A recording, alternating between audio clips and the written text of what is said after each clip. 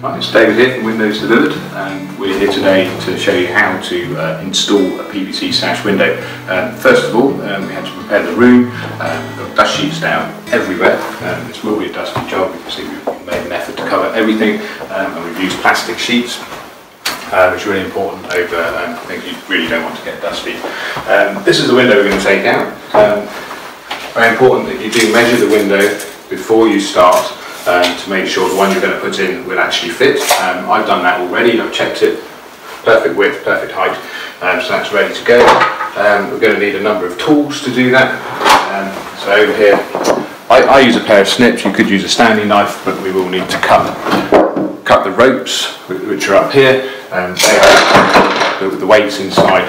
Okay, you're going to need some kind of bar to rip out. I prefer this kind of bar. It just gets into those nooks and crannies nice and easy. You might prefer a more traditional crowbar.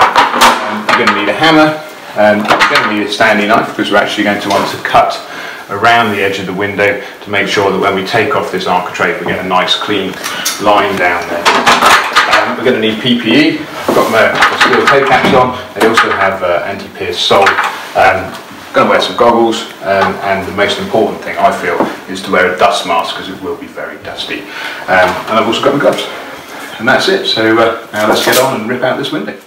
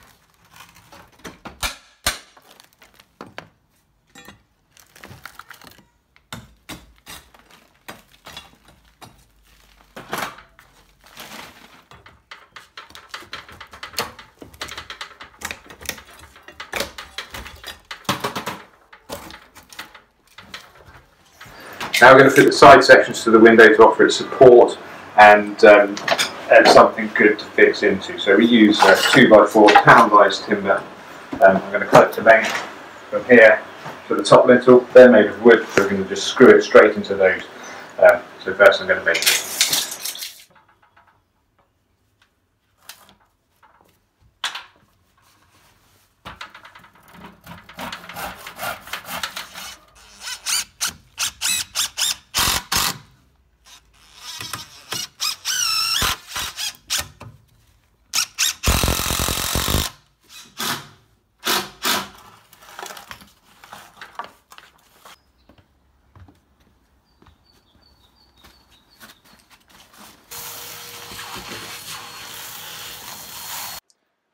So I'm just going to look at the bottom of the sill here just to show you a really good tip.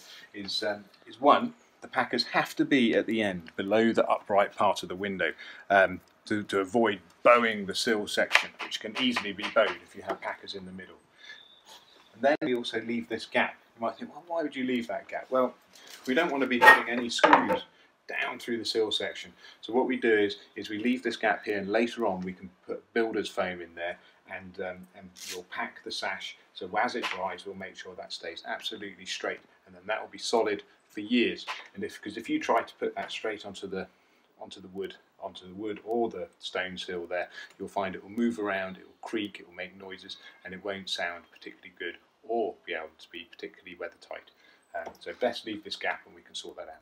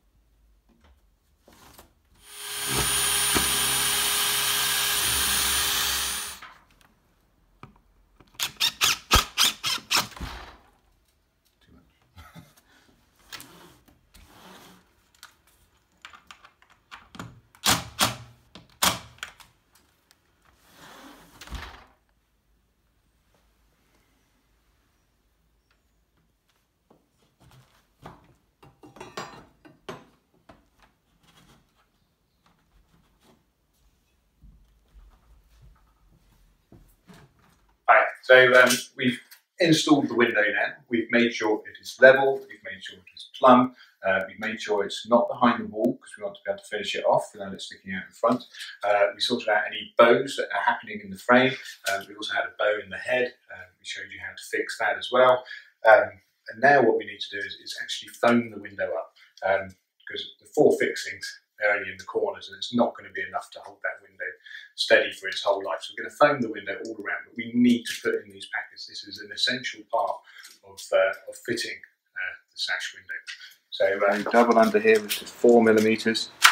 In the middle, that's probably the most important section to do it in. That's nice and tight up. Close the finish fastener.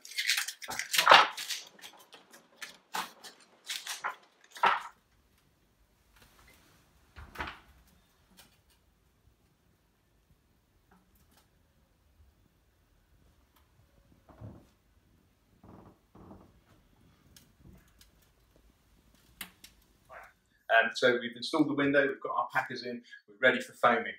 Now what do we need? We're going to need some water spray.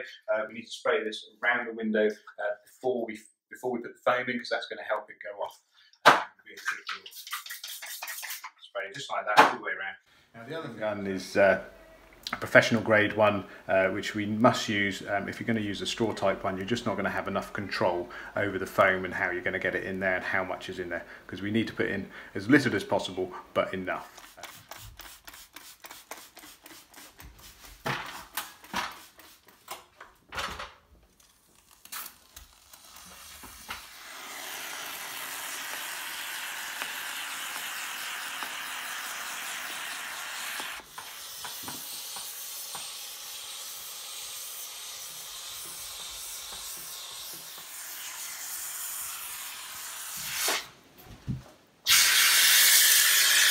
Foaming the window up, I've gone all around and put in as little as I can because the foam will expand.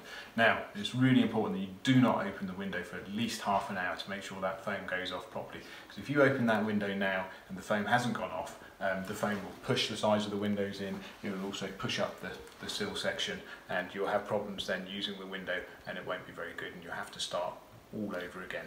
So keep that window shut.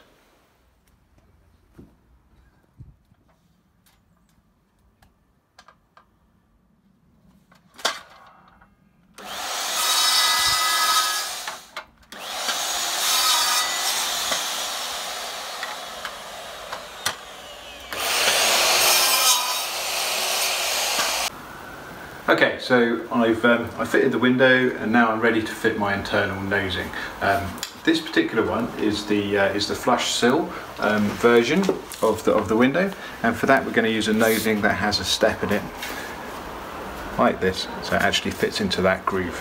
I've decided how long I want it to be.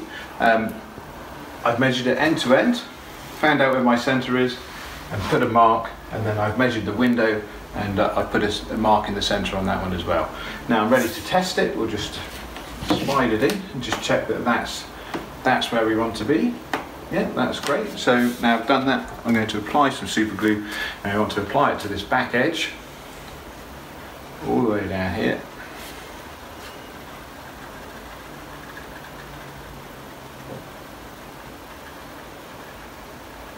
Now this edge won't touch, so don't bother about that edge, but we do need to put it on this top edge.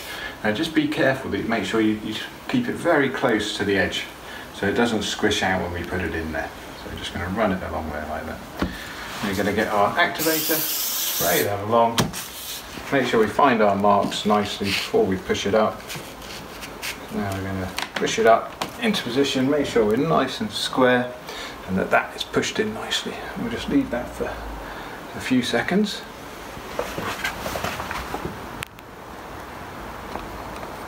And now we're solid. Still fixed.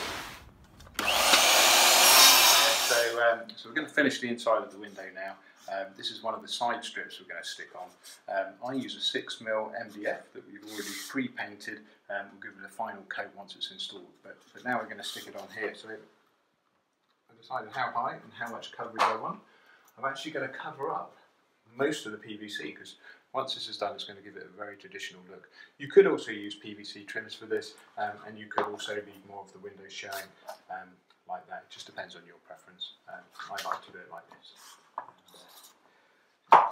Just let us know if you'd like more tips on that by visiting our website.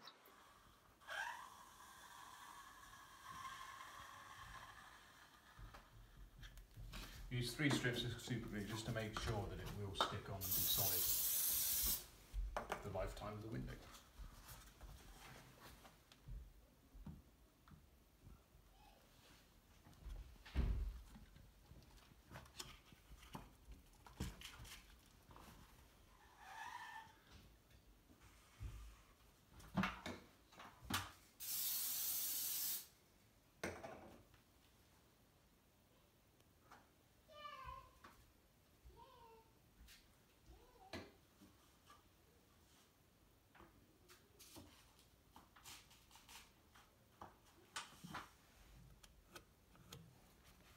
To length, the mitre that goes on there, I'm going to pop some super glue on.